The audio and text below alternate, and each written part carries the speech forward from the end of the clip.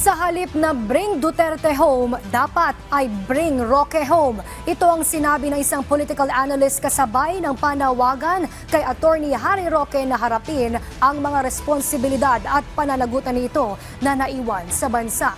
Ayon kay Prof. Antonio Contreras, delaying tactics lamang aniya ito ni Roque para hindi siya maaresto.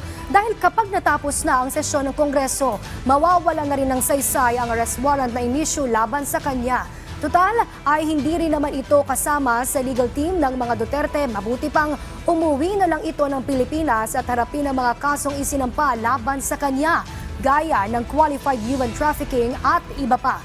Dagdag ni Contreras, hindi magandang tignan na siya ay nagtatago at hindi pwedeng siya ang nagtatawag ng people power tapos nasa labas naman ng bansa. Samantala, giit pa ni Contreras, hindi rin nakagaganda ng imahe ang pagkupkop ng Senado kay Senator Bato de la Rosa na posibleng kasunod na inihain ng arrest warrant ng ICC na may kaugnayan sa madugong war on drugs ng Administrasyong Duterte.